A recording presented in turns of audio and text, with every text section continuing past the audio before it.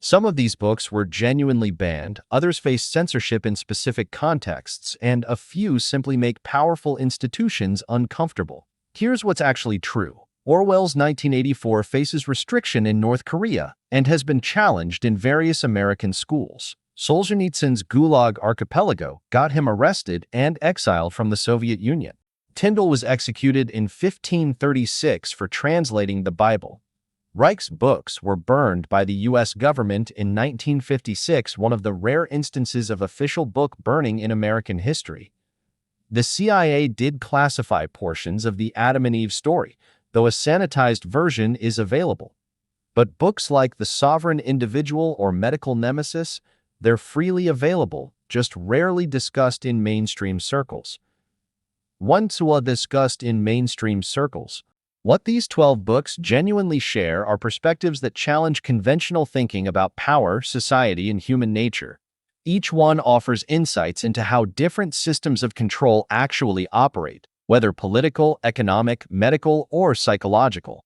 Some faced historical censorship, others modern challenges, and several are simply ignored by institutions that would rather you didn't read them. The distinction matters because understanding why certain ideas face resistance, whether through laws, social pressure, or simple omission from curricula, tells you something important about power structures. I'm creating this series because these books offer frameworks for understanding aspects of society that usually remain unexamined. We'll explore their actual history of censorship or controversy, analyze their core ideas, and discuss how these concepts apply to modern life. This isn't about paranoid conspiracies, but about developing critical thinking skills and recognizing patterns of influence that operate in plain sight. Some of these authors paid heavy prices for their words. Others simply wrote truths that institutions prefer to ignore. Here's my straightforward proposition. Explore 12 books that range from historically banned to academically overlooked. Each provides tools for thinking more clearly about power, freedom, and human behavior. If you're interested in perspectives absent from mainstream education, in understanding how influence actually works, and in developing genuine intellectual independence, this series is for you.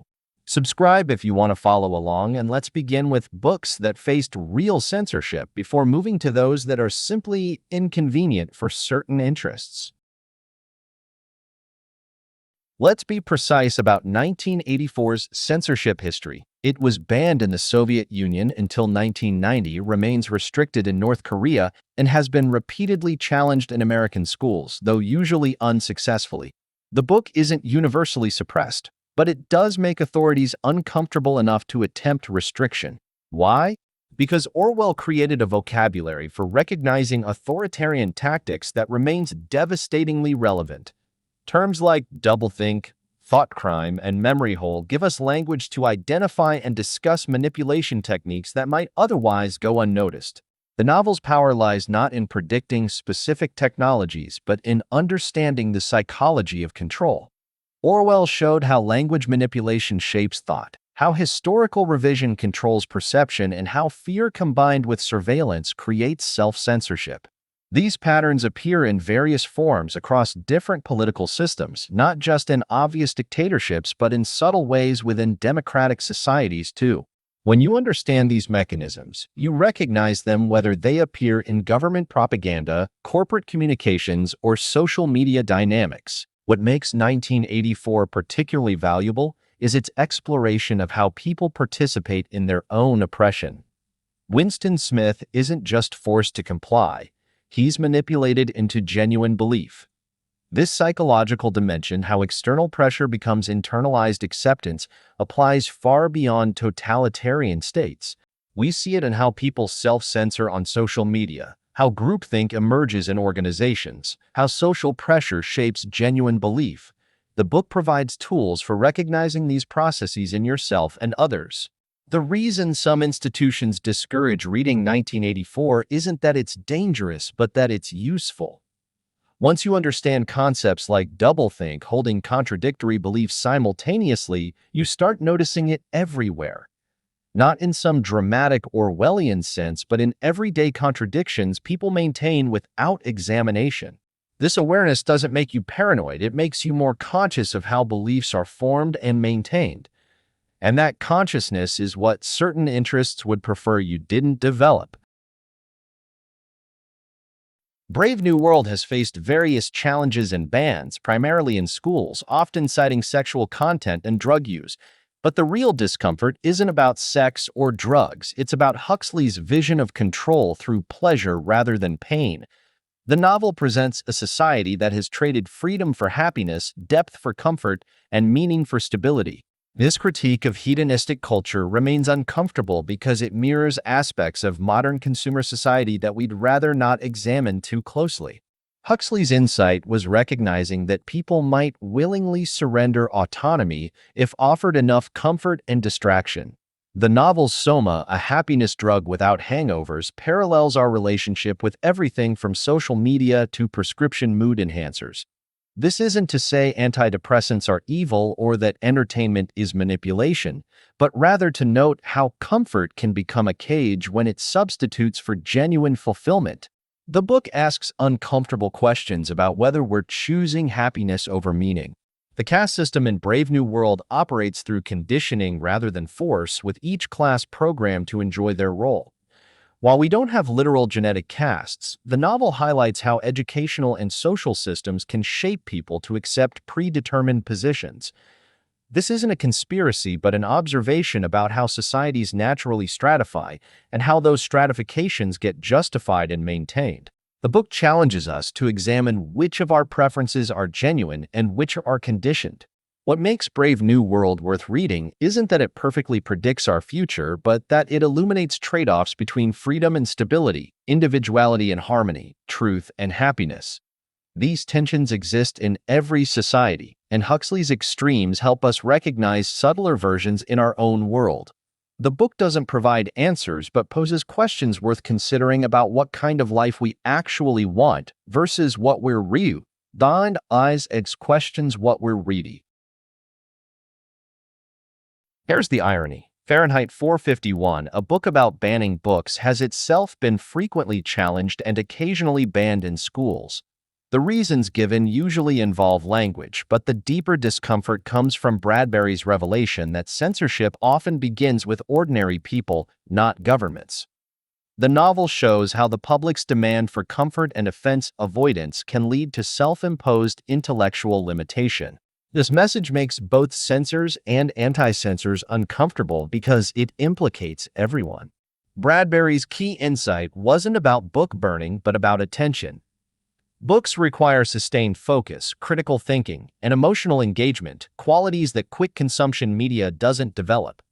The novel's wall-sized TVs and seashell radios, earbuds, anyone, predicted our shift toward constant passive media consumption. This isn't inherently evil, but Bradbury warns about what we lose when deep reading disappears: the ability to think in complex, nuanced ways about difficult topics.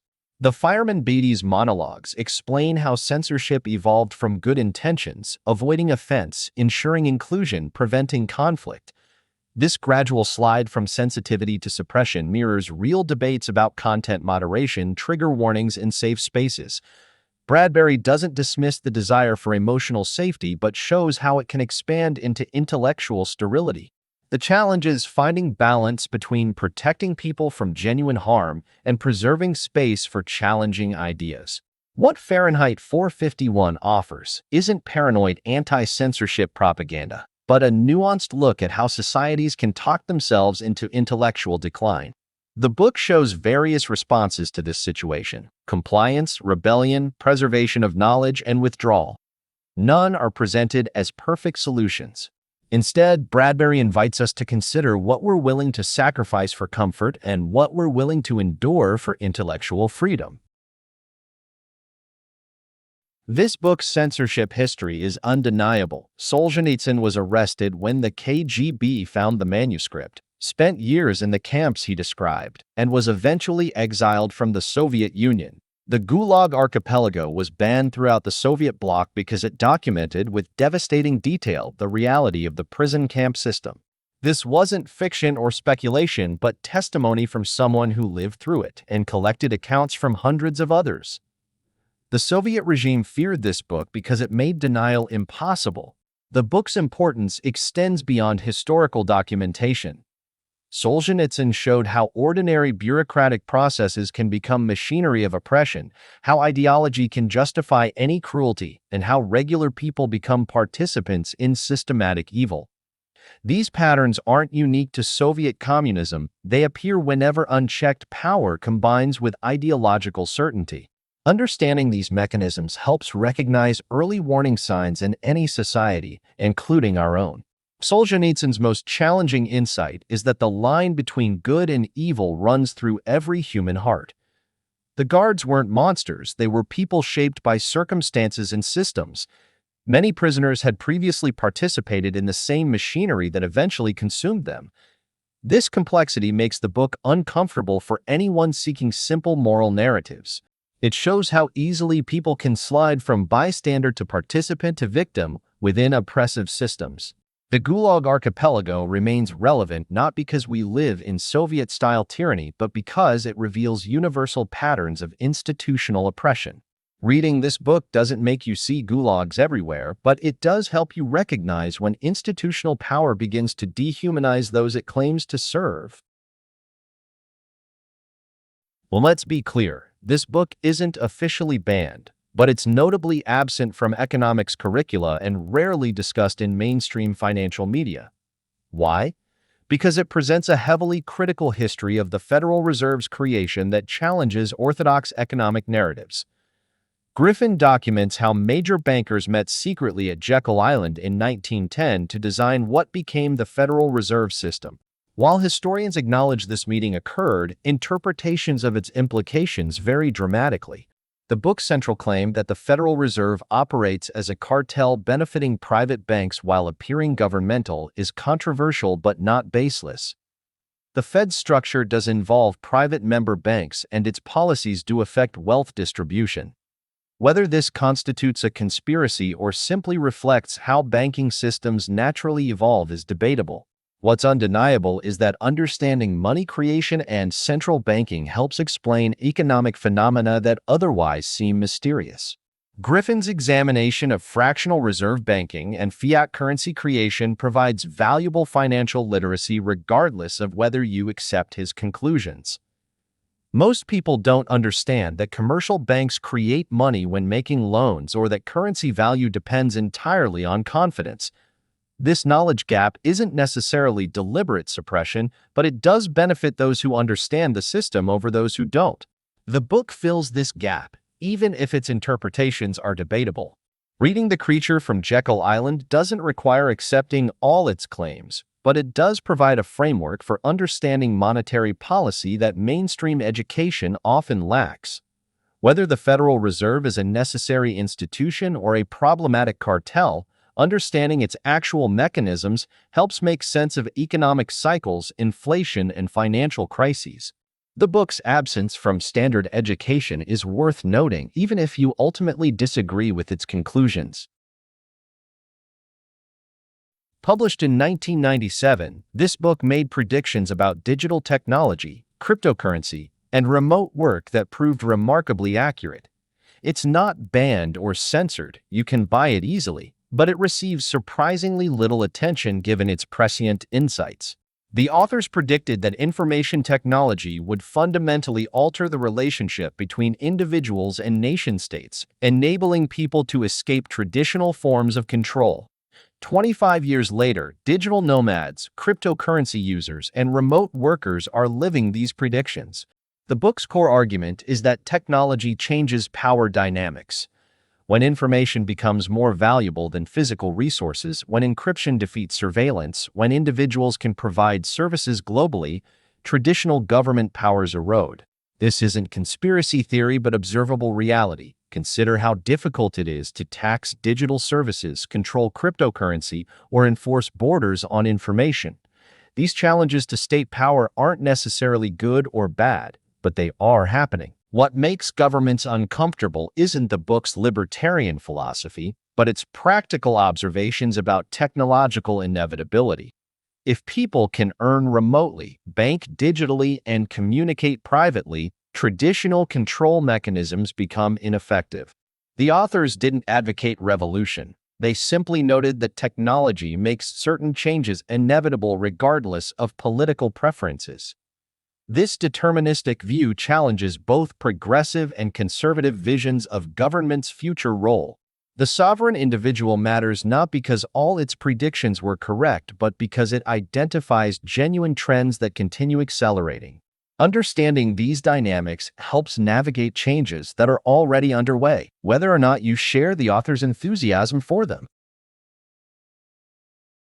Illich's book isn't banned, but try finding it in medical school curricula or hearing it discussed at medical conferences. Medical Nemesis challenges the medical establishment's expanding role by arguing that beyond basic interventions, increased medical treatment often produces more harm than healing. This concept, iatrogenesis, is acknowledged within medicine, but Illich's broader critique of medicine's social role remains largely unexamined in professional settings. The book documents 3 levels of iatrogenesis: clinical, direct harm from treatment; social, medicalization of life; and cultural, undermining people's ability to deal with suffering independently. Illich argued that medicine has colonized normal human experiences like birth, aging, and death, making people dependent on professionals for what were once personal or community matters. This isn't anti-medicine extremism. Illich acknowledged medicine's genuine achievements.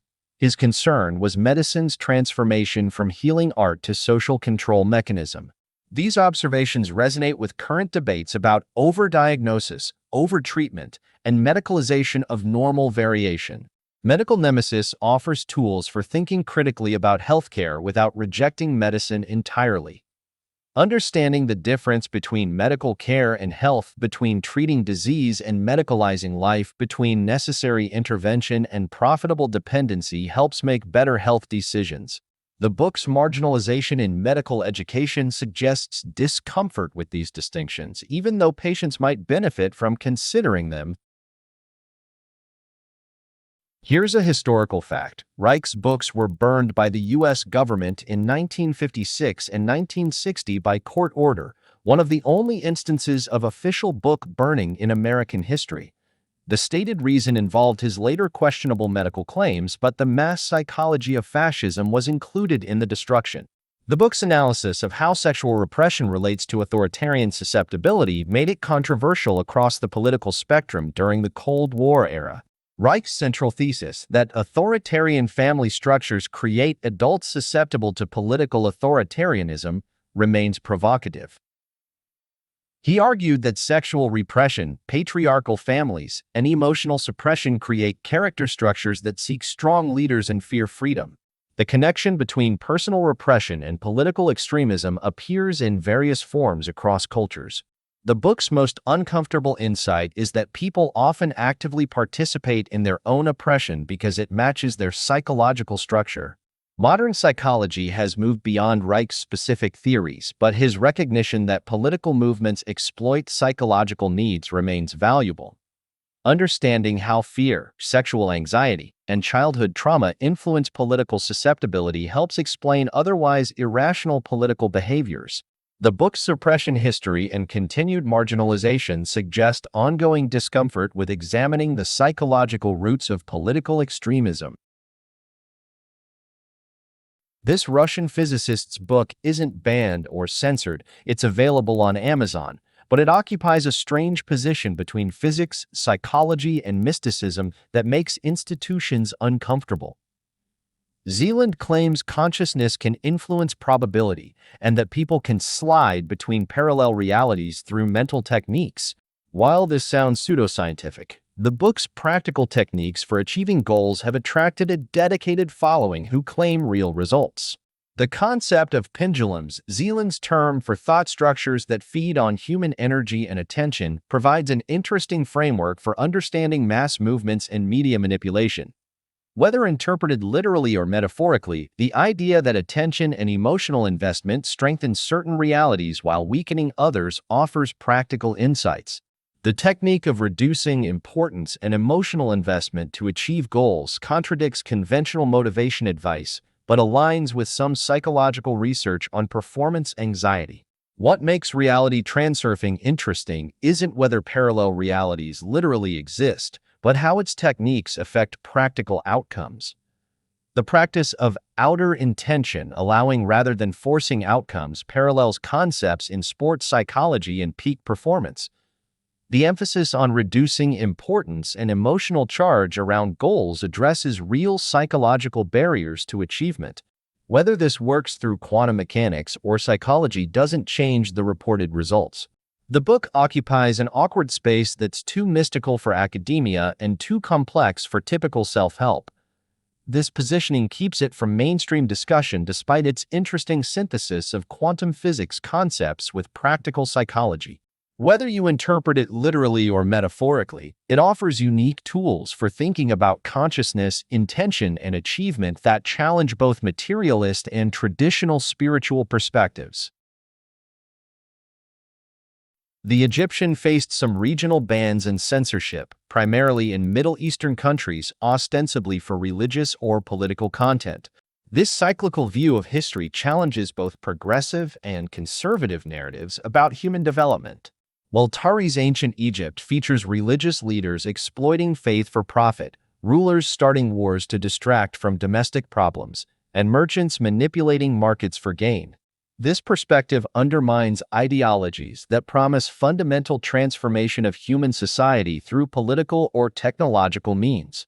The novel's philosophical stance that individual wisdom is possible but collective enlightenment is fantasy challenges both utopian and dystopian visions. Cinema's journey from idealism through cynicism to acceptance mirrors the intellectual development of many thoughtful people. The book suggests that wisdom means recognizing eternal patterns rather than believing in ultimate solutions. This fatalistic realism about human nature makes ideologues of all stripes uncomfortable. What makes the Egyptian valuable isn't historical accuracy but pattern recognition. Understanding that current events replay ancient patterns provides perspective that neither optimistic nor pessimistic narratives offer. The book doesn't breed cynicism but rather realistic expectations about human behavior and institutional dynamics. This historical perspective immunizes against both utopian promises and apocalyptic fears. This is factually true. The CIA classified this book in 1966, and even the declassified version has significant portions redacted. What we can examine is Thomas's theory and why it might concern government agencies regardless of its accuracy. Thomas compiled evidence suggesting periodic catastrophes reset human civilization, flash-frozen mammoths, ancient maps showing different geography, worldwide flood myths, and archaeological anomalies. His mechanism, crustal displacement caused by ice accumulation, is scientifically controversial but not impossible. Whether or not his theory is correct, it raises questions about civilization's permanence and humanity's actual history that institutions might prefer remain unexamined. The book's discussion of precursor signs, magnetic field changes, climate extremes, social collapse creates parallels with current conditions that could cause panic if widely believed. Government classification might reflect concern about social stability rather than the theory's truth. If people believed civilization could end suddenly through natural processes, it might affect everything from investment patterns to social cohesion. The classification itself becomes more interesting than the theory. What makes this book worth noting isn't whether pole shifts will destroy civilization, but what its classification reveals about information control. Governments routinely classify information not because it's true, but because it might affect behavior if believed. The partial declassification with redactions suggests ongoing sensitivity about something, whether Thomas's specific claims or the general principle of catastrophic change remains unclear. This is historical fact. William Tyndale was executed in 1536 for translating the Bible into English. His crime wasn't heresy but making religious text accessible without institutional mediation. The Church's monopoly on biblical interpretation depended on the text remaining in Latin, which few could read. Tyndale's translation threatened this monopoly by enabling direct access to Scripture. He was strangled and burned at the stake for democratizing religious knowledge. Tyndale's translation choices had political implications. Using congregation instead of church, elder instead of priest, and repentance instead of penance challenged institutional structures. These weren't mistakes, but deliberate choices reflecting his understanding of the original texts.